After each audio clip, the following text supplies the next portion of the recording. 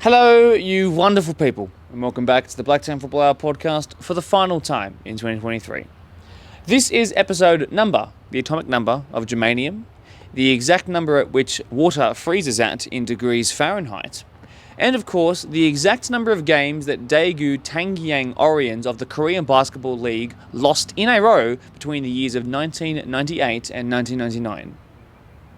Episode number 32 of the Blacktown Football Hour podcast. My name is Mark DePoli, and for the final time this year, cue the intro music.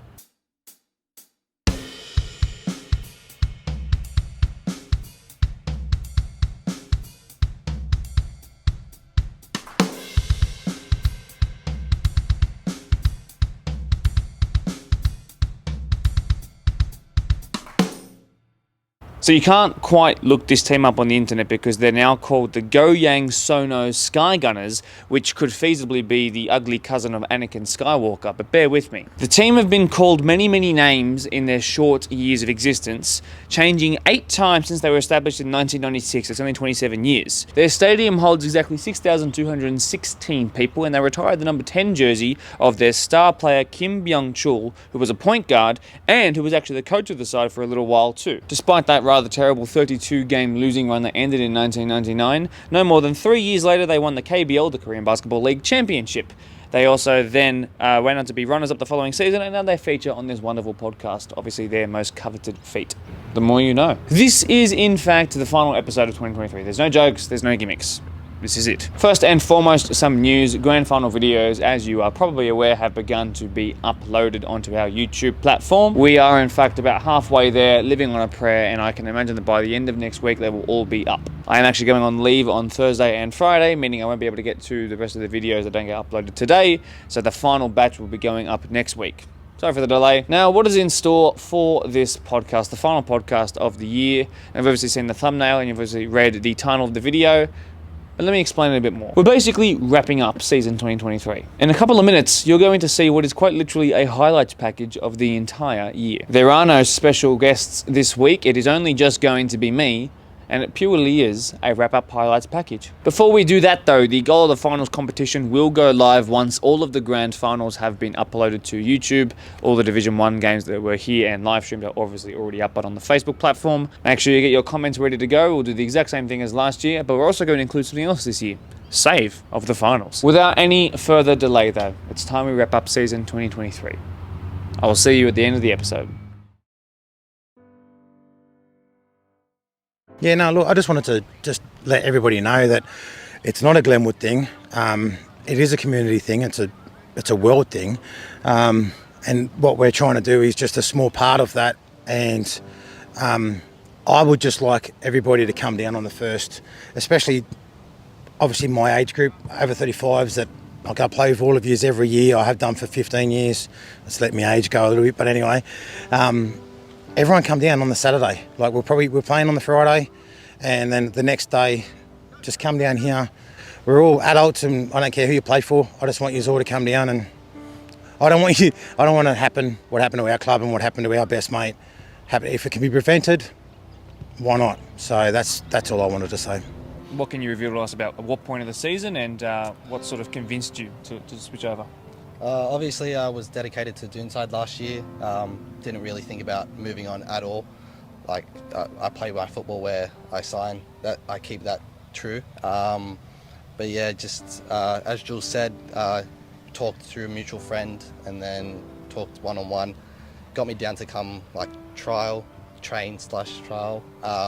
And yeah, I just enjoyed the training session. Like, it was run how I want it to be run, and yeah, just loved it from there. Obviously they won the league last year, so it's very enticing to come over, but Riverstone just wasn't, I'd like to say that it just wasn't progressing anywhere, and I love the coaches, love the staff there, but it was time for me to move on, so Doonside was my next step. Have you felt that Doonside is more shifting to form around your style of play?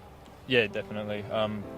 Different tactics and different gameplay overall. It just sort of suits me, and so far in the trials I've got the best out of myself, I've noticed, and hopefully improve from then and keep moving forward. And how have you been scoring so far? Can you let us in on that? like I've only played 2 games. I think I've got the same amount of goals as last year, about 6 or so. So When you're playing as a centre midfielder, when you're naturally a centre back or a 6, for example, does that make it hard for maybe a younger 18-year-old centre mid to sort of like what is my place in the squad and why aren't I getting the shout? How difficult is that to sort of manage, and as a sort of senior figure, how did you manage that?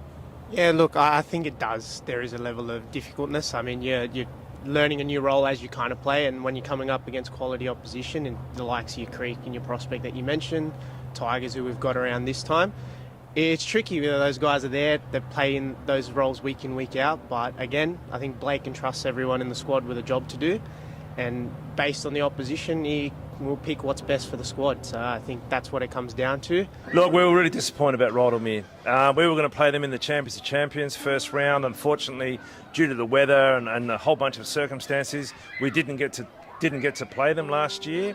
They're a great team. We were looking forward to playing them. Unfortunately, they're not in the comp. They run away from us.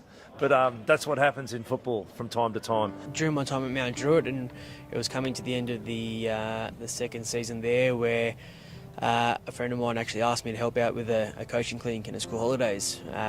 Anyway, so I went down there thinking that I would be there with somebody else, but it turned out I was the coach. So put on a couple of sessions for some younger kids that are just at school looking for something to do, really. And I found a real good passion for it. And it wasn't until 10 years later, somebody actually came up to me and said, "Do you remember me? You coached me in that school holiday break." And I said, "Well, I don't, but nice that you remembered me." And from that moment on, I thought, I've always wanted to be around coaching. I've always held a leadership type role within the teams that I've played in.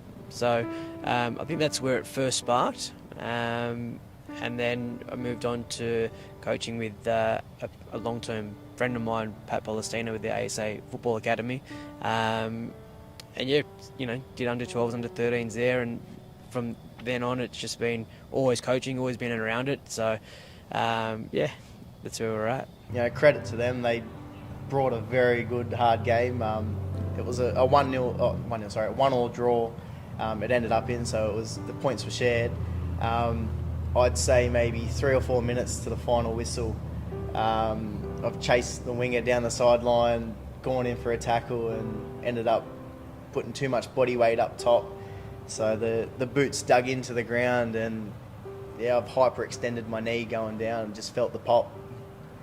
And like I said to Mark earlier, I normally, if I go down injured, I get straight back up and carry on and deal with it later, but I just physically couldn't get back up, and I knew then something was wrong. But yeah, we're just grateful that everyone came out to help us, and I think it does create that community spirit again, knowing that there's clubs to help us around. But the floods definitely affected our numbers in terms of players, so it was quite hard.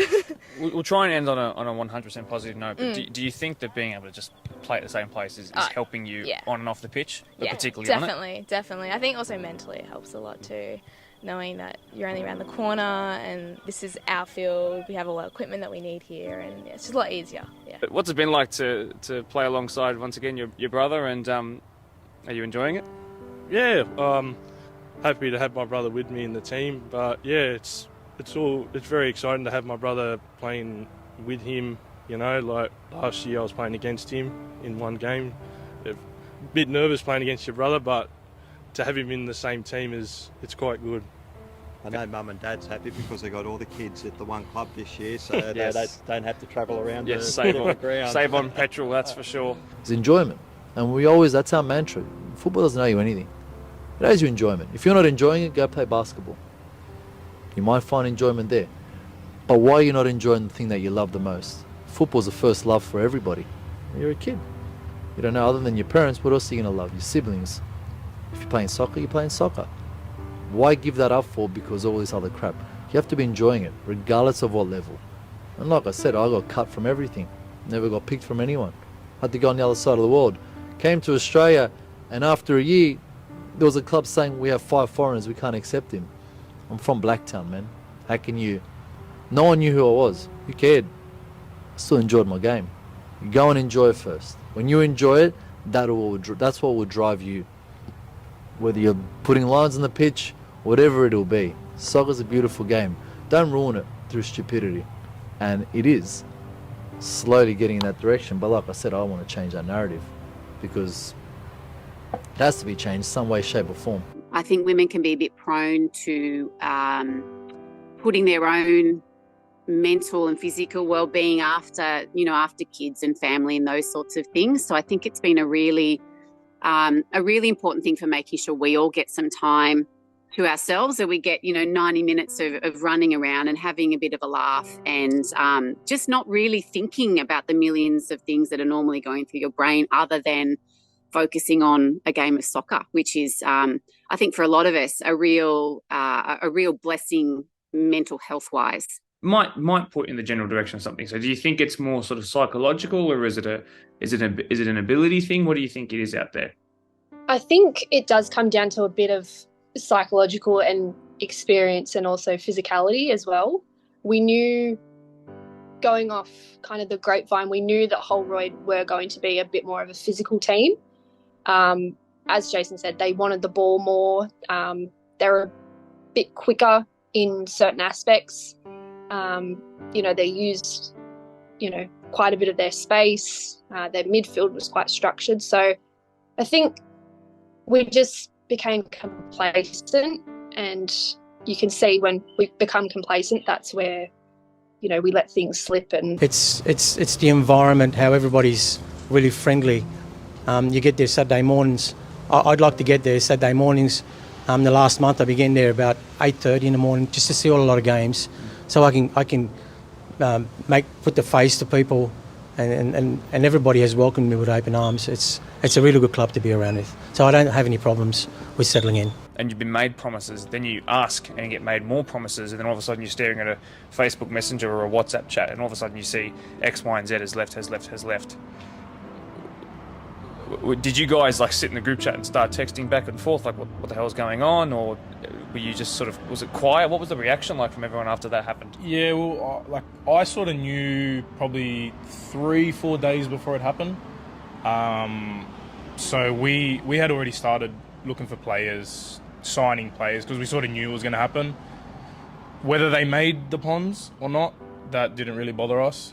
They weren't coming back regardless. We just saw it as, that's not what you do to, and we had a good team. Everyone was happy. What we thought, everyone was happy. And yeah, we just we got rid of anyone extra that was hanging around in the chat that could let them know what's going on. Yeah, we had a bit of a setback during the week because Ella, our keeper, she actually hurt her fingers. She bruised them and was pretty much told that she couldn't play goals this week. So we did have to sort of change things up. We had our under-18s keeper fill in for us. What do you think has changed in the last fortnight or so that's turned those one-pointers into three-pointers? I think there's a lot of things to consider, with it being a new season. A lot of the girls don't play sports on the off season, so it's just coming down to fitness. We're now all starting to get our fitness back again. We've got 3 new players. We're still learning how to gel with them and working out what works for us and doesn't work. So just as the weeks go on, I think we're just going to keep getting stronger and stronger together. From a Parkley perspective, what do you think happened in those 2 games? Yeah, I think we just honestly, it's been the story of our season. Just a couple of moments within the game that are costing us. In particular, the one against Ponds. Just a momentary lapse in concentration cost us the goal, and the referee blew the whistle right after full time as soon as the ball went in the net. So it's obviously very hard to take, but just little moments are costing us. But it just goes to show that we can take it to any team in this competition and give it to them. Luckily, the group that we had have actually bring players in, and I'll tell you this funny thing: there was 2 guys kicking around on the park while we're trialing. And my assistant said, I'm going to go and ask them. I said, they look like reps. They wouldn't play for us. He went and asked them. He said, you can only get answer no. He went and asked them. Those 2 bring 3 other players, and they're all quality. You just got to be lucky sometimes. But see the help. If I was on my own, I would just miss seeing that one.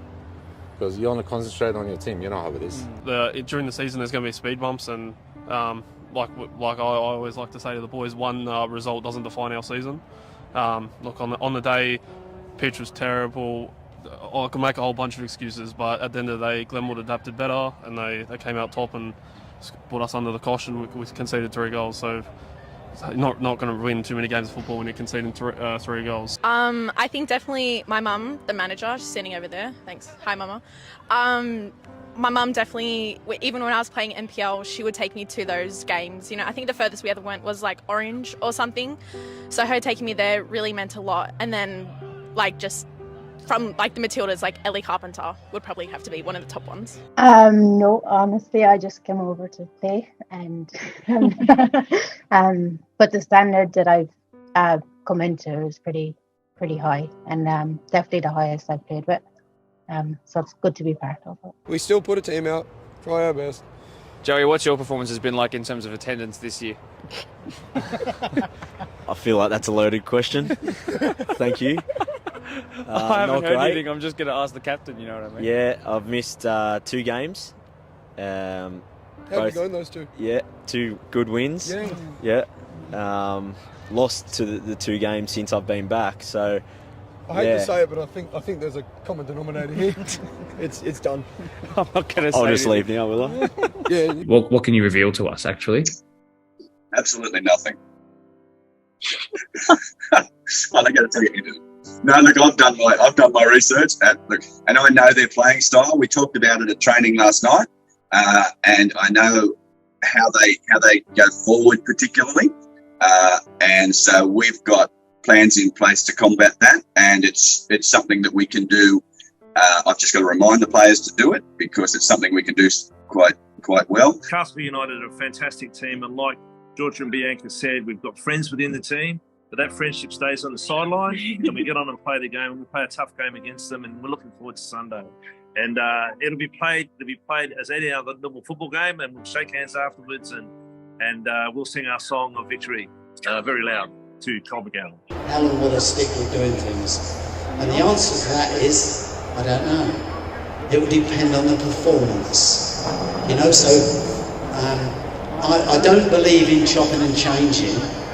I like to work on things because I know that it takes time for people to get the message and put it into practice. So if I keep changing, you ain't got that repetition that I think you need to be able to do things. As the captain, you stood up in that moment when you conceded that second goal and it was 2-2, and you said, okay, we can still be in this. We've got 8 minutes to still win it. Was that something that you... He was out with COVID. He was out with COVID. Okay, so who was the stand-in captain on the day? Who stood up? Okay, there we go. I got you answering questions. Sorry, goalkeeper. But are you very vocal from the back? Do you tend to be like that? Yeah, I shout a lot. So even when the goal went in, did you take it upon yourself to sort of to yell out some encouragement, for example? Or did you just yell at your defence? You should have done better next time, maybe. That's fine. Yeah, I did That's that. all good. Are you finally happy to have the spotlight on you after all these weeks of not having the match of the round? Oh yeah, it's been a long time.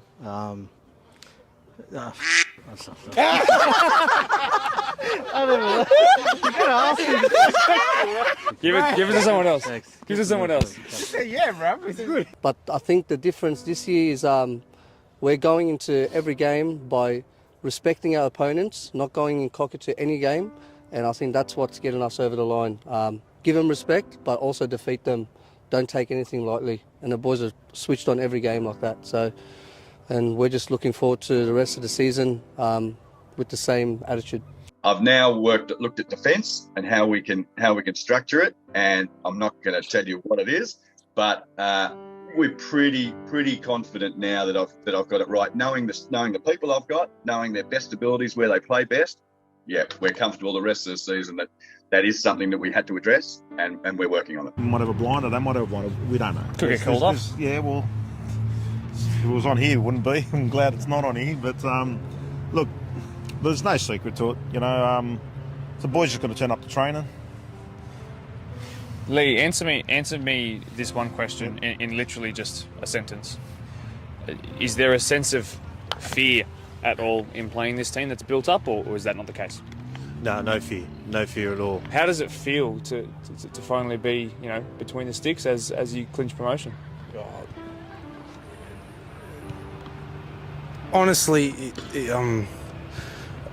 still lost for words. Like the work all the boys have put in the last 2-3 years to honestly finally get it after being so close last year. It was awesome feeling. What were you feeling in that moment, and how much relief did you feel when it finally hit the back of the net? I'll be honest, like when it first happened, we got awarded the penalty, like the realization of the moment hits you a bit. So like I was feeling a little bit, but take a few deep breaths, calm yourself down. And the fact that the boys backed me to take that penalty and, you know, have that moment, like it's always good. Any player wants that moment and you're ready for it. So by the time the penalty came, I was just placed the ball. And then I was even talking to some of their players, like kind of oblivious to it after I'd calmed myself down. And like, so I've struck the penalty and then I even stood still for a second. Then I realised and ran straight to our fans. It was a pretty special moment. I think every player loves it. Let's start with a newcomer to the team, Ryan. You joined midway through the season. Is it true, though, that the allure of the thought of being on this podcast, by the way, is the reason why you left the NPL world to come and be in Blacktown Premier League? So yes, the real reason I left the NPL is just because of you, Mark. I came to do the podcast and have you talk about me on game day, so it's going to be good. Tell me how it's been playing alongside your bro. Have you guys done it in years gone by for other teams, and has it sort of felt the same and felt this good? I think this is the first time properly. It's great that he's here. Brings a lot to the squad. He's a key number 6. He's good, putting those balls in behind, and he's really welcome to the club. Good. If he is a key number 6, who is the key number 6? Is there like a standout, by the way? Do you ever? I'm not answering.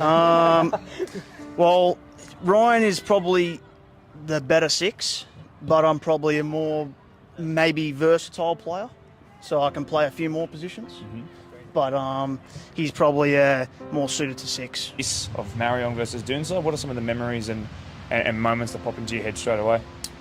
Well, I'll be honest with you, it's not what you think, really. And really thought we had our chance to go on with it in the second half, but a couple of unfortunate goalkeeping errors, and the game ended the way it did at 3-1. But look, goalkeeping's never an easy job, and unfortunately, when you make an error, it tends to sting a lot with the result the way it went. And more importantly, the passion. Anyone that knows me knows I'm very passionate about the game, and I want the boys to give their all and leave it on the pitch, and never say I didn't do everything I could have, and they do that every week. I'm very happy to say that they don't need much anymore. They've got it in them. So I try to step away. Even at training, I let them run the training themselves for the first half an hour, and talk amongst each other and just build that relationship up. And it seems to be working. They've all stepped up this year. Everyone's improving every game, every week. And I think, I hope that what I've taught them will stay with them, and they pass it on and use it in the future out of soccer as well. Got the true bounce, and played good football because you knew where the ball was, the weight of the ball, the weight of the pass, etc., etc. But we're playing in a dust bowl at the moment, it's a bit of a downward spiral from that game, pitch-wise.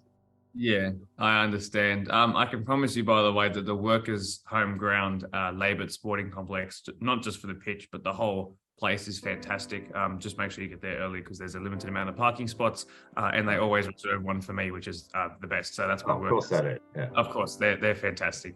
VIP stickers, yeah, all good. Yeah, they mark it out with the red bin, and then it's always the one closest to the entrance. They haven't got a life-size photo of your head or something stuck on a pole, have they? Just kind of had to fill the gaps and roll with what we had. Unfortunately, that's the way it is in soccer season in winter. And yeah, not good. We've still got a couple of girls in hospital, so yeah, they're not doing too good at all.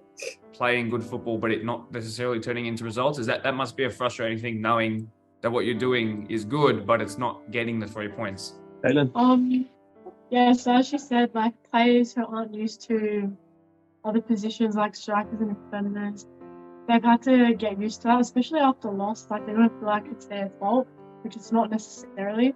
We've just all had to come together. But following a loss, you go into the game thinking, oh, we're going to lose or win this, which you shouldn't be thinking that. You should just be thinking about winning. What a player. What an acquisition. Yeah, we was a bit lucky how we got him at the start. Things fell our way and he came over. I didn't really go out to get him or anything, just came over with a bunch of mates.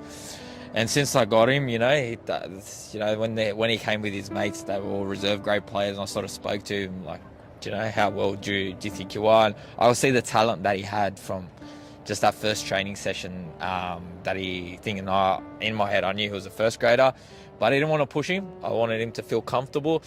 And then after a couple of trials, we eventually blooded him. He played a game or two, and he's just one of the best players on the field, if not the best player right now in our squad. Do you want to ask them who they're supporting, though? Yeah, I do. I do want to ask. I'm going for Ireland. Yeah. New Zealand for me. Matildas, also Italy. My mum's Italian, but mostly Matildas. Just Matildas, no one else. Matildas are Spain. Yeah. Philippines and the Matildas. Yeah, massive congrats to the Philippines as well. Of course, headed by an Australian, so we're always looking out. Congrats, that's going to be an awesome feeling. I think both. I hope the finals is not on a Wednesday night, because I do believe both our losses this season have been on a Wednesday night after all the boys have come back from work straight to a game. Hasn't looked good. But yeah, the last draw that we had against Glenwood, we only had 12 players that day until I fell with a hamstring injury, so I had to jump in goals for that second half. But even with the poor performance and the missing players that day, I think we actually played quite well. We hit the post 5 or 6 times that game. So when it's not your day, it looks like Glenwood, we've had a loss to them and a draw to them, and that might be our bogey team at this point. Hopefully they don't make fourth. But yeah, so maybe it's just a team that we just keep getting unlucky against, but we did still put in a performance even with missing players that day, honestly. I know we've spoken about this before, but does it really bother you at this point where you finish, because it's sort of out of your hands now? Yeah, look, you're right. It's out of our hands. We're in the top 5. Final football comes down to how you prepare, how training, how you're mentally prepared on the game, and who turns up to play. I mean, look, if you look at the goals conceded and you take out the only 2 poor games we'd had, I think the only 2 teams that have conceded less than us all year are Hull Road and Parklea. Correct. If you remove the 2 odd games in the whole season. So no, we haven't been playing defensive. The only problem we've had is, like Irene said, our main striker's in a moon boot. The other striker, I think, out of the 14 games has played maybe 5 or 6, and she's had her biggest consecutive run in the last 3 games. She's actually played 3 games in a row, which hasn't happened all year. But we've been playing wingers and midfielders up front, and those girls, as good as they are in the midfield, creating chances, obviously finishing isn't their thing, and that's where we struggled a little bit. 14 fours have 2 teams not in first place, as you can see, who can win the title on the final day, and one of them will. First place will not win the title no matter what happens, and allow me to explain. Ponds are first, tied with Workers on points, but it's Ponds who obviously have the better goal difference, that's why they're in first right now. Polonia are only 2 points behind both of them. Ponds have a bye on the final day of the season, and Workers and Polonia face each other, 2nd v 3rd, to decide the title. The winner will take it out. A draw would also give 2nd place Workers the win in the minor premiership, as they'll jump Ponds on points up to 36. How was Greece, my friend? No, it was really nice, different to Australia, so yeah, I enjoyed it. So how many players have we got generally back from holidays and all that sort of stuff? Are we back to sort of full strength? No, Hamo's not back yet. No. Hamo is back now. Hamo's now back. He just got back this week. Breaking news. Breaking news. Is it safe to say that there's been no boring games when Creek have been involved? Absolutely not. I think the most boring game was probably here in a catch-up game between Doonside where we lost 1-0. That was probably the most boring game we played all year. No, like I said, the last podcast, we go out to play to win. At times we like to push the envelope a little bit, and so if that means it's a 3-2 win or whatever it may be, it's it's exciting, and it's what we play. It's what we do. Good to get a goal on that one, certainly. You'd say? Yeah, it was good. The last time I was in Match of the Round, I scored my own goal, and we lost 2-1 to Workers, so it was good to score in the right net for a change and get off the nutty run. Left it late, but I'm off it. For me, it'll be the grand final win. It was my first, from personal view, is my first grand final win, and just probably most recently would be to clinch the minor club championship against the boys on their field. So, are you keen to go and beat them, perhaps on their home turf? Yeah, look, I've got to say, Mark, I wasn't surprised. I'm sure Bob Harrell worked his magic to get it where it needed to be. No, in saying that, it was always likely if it was going to be in the hills, it was going to be there. It is one of our only synthetic pitches, and I think with the weather and a number of other factors, it was likely to be at Bernie Mullane. And what are you expecting out of this match this weekend? I'm expecting a very hard game. Like the last 2 games have been physical, just like we are. The way they play, they like to keep the ball a lot, and then they do counter-attack very fast, which is what we got to be aware of. And they've got a quality striker who holds the ball up, and he always plays feet, bounces and turns. Look, if we do go down, just keep your heads, have a laugh about it. Like Ellie was getting a bit mad at times, the couple games before that. You know, what was the sort of reaction like? Because I don't think you guys would be used to that feeling, really. Yeah, it hurt a little, but semi-finals football is a completely different ballgame. Like, I've been in finals before, and like, it's just completely different. And teams bringing their all, and it's just different. And their centre back came up and played striker. I mean, I called it the Alana Kennedy versus Nigeria. Again, it didn't really sort of work, but the one that was working was actually up the ball sort of over the top in behind. Are there any sort of things that you take from the match of the round in particular that you might look at? No, not really. Norwest played 5 at the back, so they were very weak up front, and that was to their detriment. We pride ourselves in our back line, our defence. So to play 2 players most of the game up front, I don't think it was ever going to really give them anything. So that's where they struggled a bit, but Parkley will be a different ball game. As to how Sunday 6 p.m. is going to go and why. Whoever's brave enough to pick up the microphone first, be my guest. Parkley to win. How? It's going to be 1-0. 1-0, okay. Yep. I like that. Any response to the 1-0? I forecast lots of cramping. Can we expect more from that? More review from that in the grand final? Well, I'm just surprised you said you're not not familiar with it. You seem to know a lot of the history of Mariong at least. I'm not sure if you know the history of the BDSA. You claim to know a lot of the history of the BDSA. I'm just really biased. That's I mean that's in it. We were sitting. As you know, like you said, I've come off the bench the last few weeks. It was the last week of the comp. We're playing Quakers Hill, and all I could hear when we matches around, all I could hear up above us was you talking about how good Mariong is. How good Mariong is, like non-stop. It was unbelievable. It's like I reckon on the weekend there was probably like a 10-minute monologue or something. It was honestly, it was unbelievable. But if they win the grand final, I know you're invited to whatever celebrations they happen. So. Absolutely. Yeah. Fantastic. I'm glad I've been finally found out. I wasn't even hiding it that much. Yeah. I'm glad it's been brought to the surface. But at the end of the day, I think the pressure's on them, really, not to us. Mark, you know it's 1-1 grand finals, right? Yeah. Like we've been talking like the last 10 minutes, like mate, I'm been running this comp. It is 1-1 in grand finals, it's 1-1 in Cotton Cups, it's 2-2 in minor premierships. It's just I don't know. You just we've been in the last 5. We've been in the last 5. What? Matty Hubbard down there. We're not calling it the grand final. We're calling it the Matty Hubbard Invitational. We're there every year and we invite someone to come play us. Honestly, and you guys want to sit there and act like they're the benchmark. We've been the benchmark. So I don't know. I just want to say it. I don't know. It's 1-1, 2-2, 1-1 Cotton Cups. I don't know. We'll host the Marconi at ours in 4th round of the FA Cup. Whatever. I don't know. Mark's memory doesn't go that far. I don't know. You do happen to house, and I wrote this question when you weren't coming. You do happen to house the guy who has sort of been the curse when it comes to grand finals. Now, Rivaldo has lost a couple in a row. That's you, bro. We got rid of it. We sent you there. Yeah. So just don't think I'm being hard on you guys, because I'm literally calling one player something of a curse. But how many has he lost? 3? I think 3. He lost the one with them, then lost 2 with us. And a red card. And then lost. Does it bother you at all, or does it just motivate you? No, it doesn't bother me. I think if I was to look at the finals that we've lost, whether I was at Pons or Marion, it's never been a smashing. It's always just been either by 1 goal or 2, just 1 or 2 mistakes. So I think if we come prepared and just minimize as much mistakes and be clinical up front, I think maybe I could secure the first one.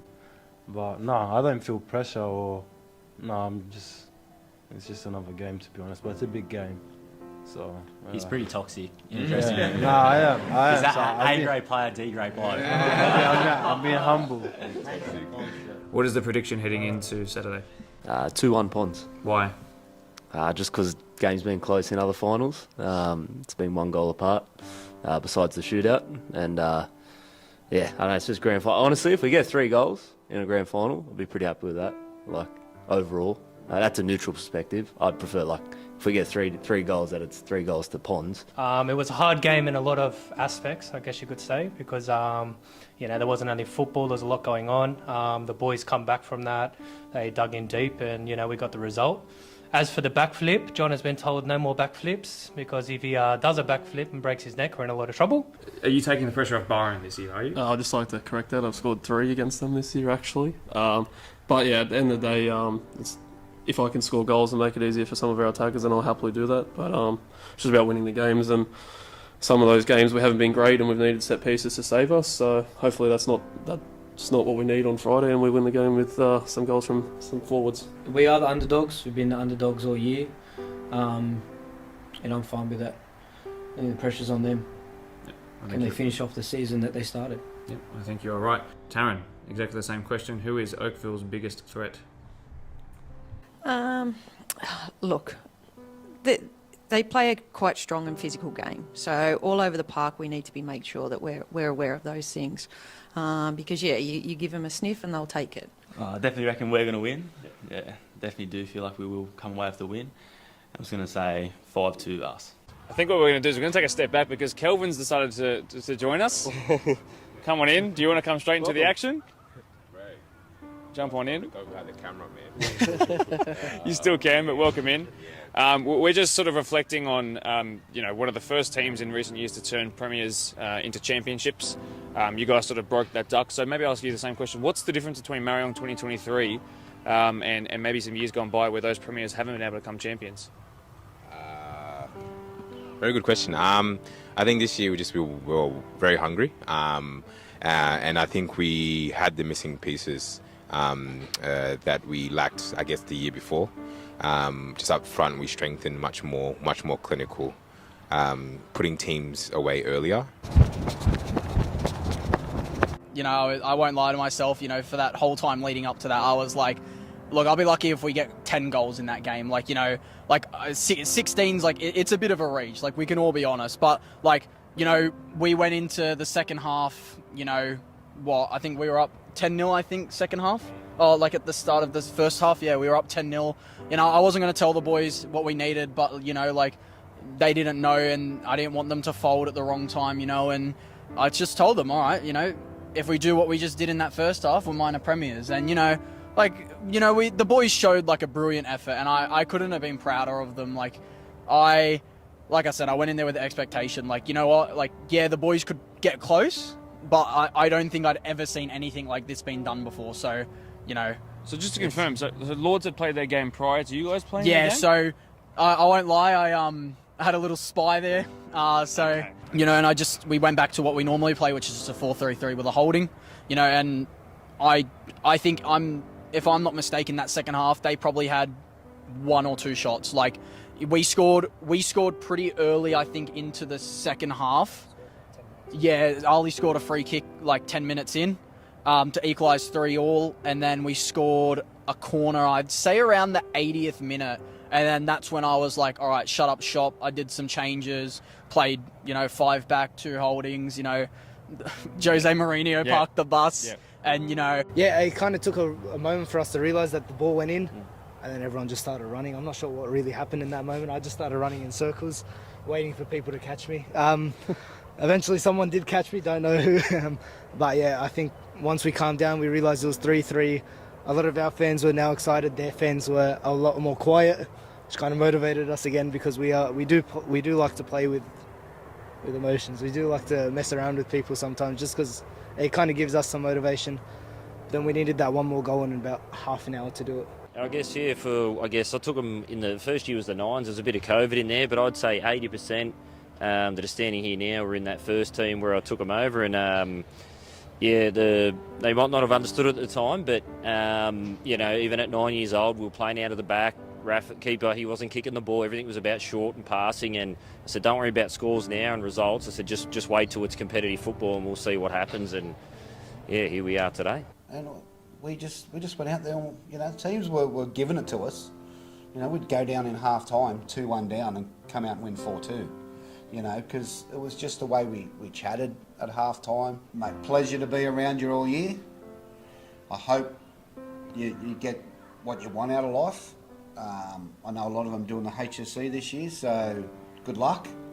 Hope you get your ATAR result with what you want. And I hope you find that NPL team that will be deserving to have you, and you'll go a long way. And that brings us to now, the end of 2023. Don't go anywhere though.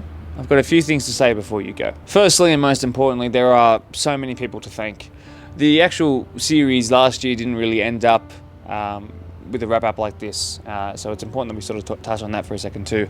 This whole series where I was the podcast host started with Brad Attard and also Darren Glover as the first ever episode of 2022, and now we're at the end of 2023, some 60 odd episodes later. It's been quite an incredible journey. I'd like to think that the videos are a little bit more smooth since that very first one. We started this year, as you would have seen, on what was a difficult but important topic to talk about, but I'm really happy that those over 35 boys from Glenwood were happy to chat, and I know it certainly had a very, very good impact. How many people were there on Heart Health Checkup Day of round one? We then had Daniel Georgievski on the podcast, which none of you watched. Female Football Week came, put smiles on faces, and went, and ended up being a really important week in what has been the best year for women's football in this country's long and great history. All the smack that was talked by our women's Premier League teams, especially from the Hills as well. All the smack that was talked by our men's Premier League teams, especially in the Division 1 comp as well. Grand final podcasts, which were a big hit as they always are. And now we're here today. Crazy, right? It's just flown on by. Some of you who are watching your 32nd episode for 2023 have watched almost 1.5 days worth of Blacktown Football Hour content. That means of the 365 days in a year, you've spent 1.5 of those watching this podcast. If that's one of you and you're a super fan, leave a comment, by the way. And also, thank you very much. Just to sort of go off script for a bit, from myself, a massive thank you to those who have watched 32 episodes, 31 episodes, or perhaps this is your first one, or you watched maybe the 16th episode of the year, and that was your only one. I'm eternally grateful for all the support that's been given, and the views that we've gotten, the likes that we've gotten, the like targets that you hit, for example, to keep this episode going on, or these episodes going on for so long. This is what happens when I go off script. It goes a bit tangential. To every person who gives me feedback, every parent who says thank you, every volunteer of the week who was appreciative of the limelight that they got and so very thoroughly deserved, to every sort of kid who's just started having internet access, who sort of looks at me funny and goes, podcast guy, as I walk past. That means that what we're doing is appreciated, and as a result of your appreciation, I appreciate you. So thank you to all the viewers, all the likers, all the subscribers. We've achieved great things this year together, and I'm grateful. I'm not sure if you guys realise, but working in football is a privilege, and working in football in something that you're, semi-decent at, like perhaps running a podcast, is quite the honour, and it's something I really look forward to doing each week. And I was sad in some ways that we didn't hit the like target last week, but I don't think there's been any better way to wrap up the episode and the series for at least this season than like this. The future is always changing, however, nothing is ever set in stone. You're in control of your own destiny. That means we have to say probably some premeditated goodbyes to some people, to the Spartans players who helped achieve wonderful memories this year, and also some pretty heartbreaking ones as well. Thank you for your service to the AYL boys, especially the two teams that made it to the grand final, won their grand final, the three teams that made it to the final series. But all the teams, you guys are all superstars. It's been a great honour to get to know you and have you sometimes featuring on the podcast. To our Premier League sides, both men's and women's Division 1 and 2, who helped. You've made an incredible first year of the WPL. The PL 1 and 2 for men's has gone on in leaps and bounds in terms of its promotion in this sense. And thank you guys for sticking your necks out to give the people some content. To our volunteers, and particularly our volunteers of the week. You guys deserve what came your way with the publicity that came with this podcast and the volunteer of the week episode. It was so good to get through pretty much all of our clubs submitting a volunteer of the week, and I'm glad to have met some of you guys in my endeavours on weekends and shake your hand for your wonderful service. Our 24 different committees and of course our referees branch, starting with the latter, it's been a year of extreme progress. You would have seen the social media post that went up last night about all the referees who are really young that are making it into the NPL Youth Grand Finals and officiating those, whether in the centre or the fourth official. It's all massive achievements happening there.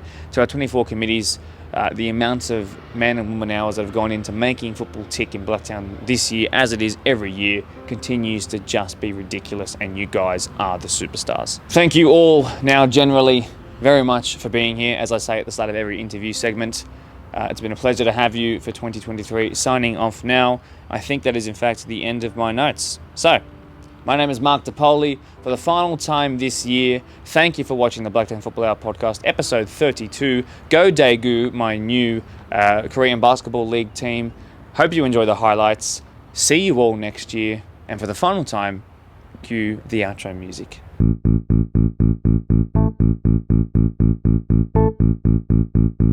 Thank you.